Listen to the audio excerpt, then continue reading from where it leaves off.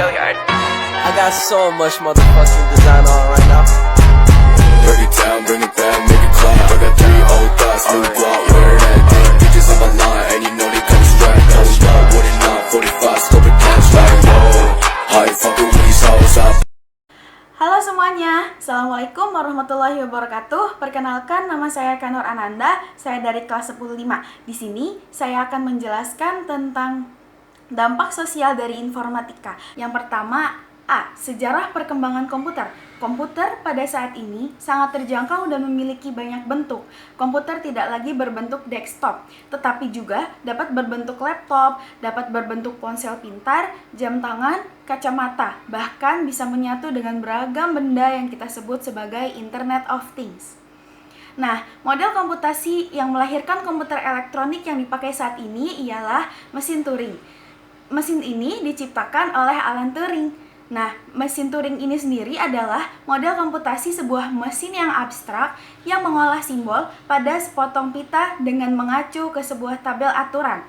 Walaupun sangat sederhana, diberikan sebuah algoritma komputer, sebuah mesin Turing dapat menyimulasi logika algoritma yang dirancang.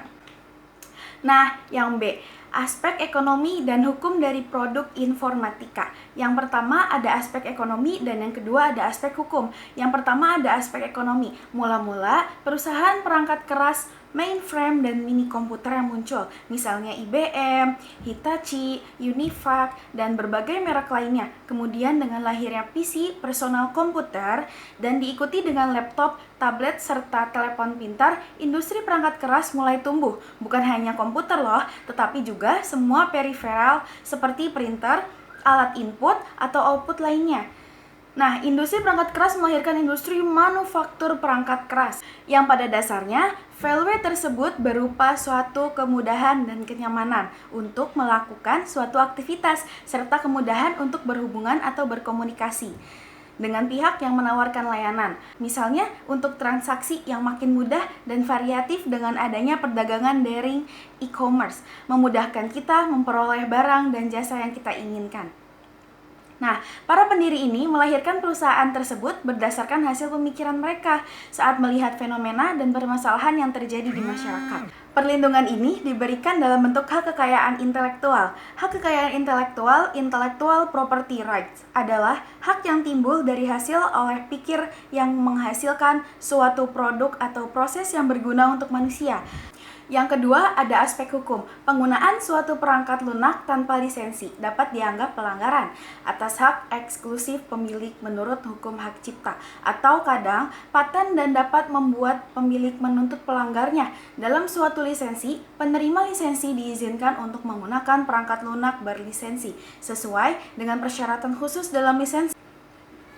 Ada beberapa jenis lisensi perangkat lunak, yaitu yang pertama adalah lisensi komersial. Lisensi komersial adalah lisensi yang bersifat rekreatif atau mengikat. Lisensi ini biasanya diterapkan untuk perangkat lunak yang berbayar loh. Nah, yang kedua adalah lisensi gratis atau freeware. Sebagian perangkat lunak mungkin disediakan secara gratis dan dapat diunduh serta diinstal dari sebuah sumber tertentu yang disediakan oleh penggunanya. Yang ketiga adalah lisensi open source. Lisensi open source adalah lisensi yang memperbolehkan pengguna untuk tidak hanya menggunakan perangkat lunak tersebut, tetapi juga untuk melihat, mengubah, dan mendistribusikan kode sumber program tersebut.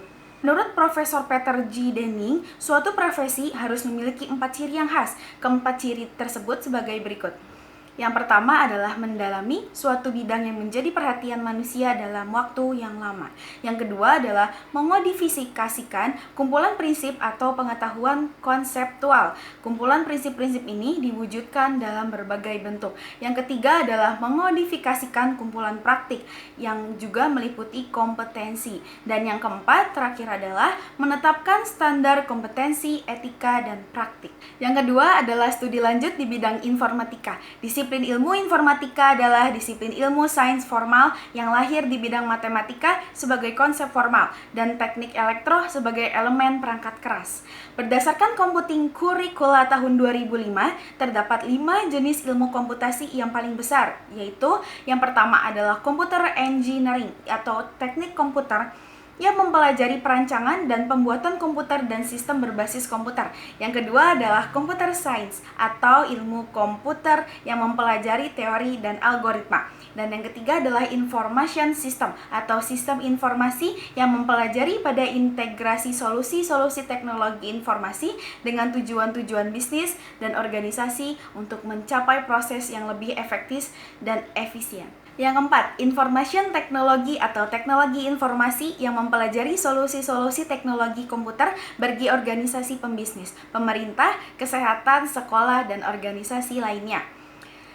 Yang kelima adalah software engineering atau rekayasa perangkat lunak yang mempelajari pengembangan dan perawatan sistem perangkat lunak agar dapat bekerja dengan lebih reliable dan efisien. Nah, itu dia adalah pembahasan dari saya mengenai dampak sosial dari informatika itu sendiri.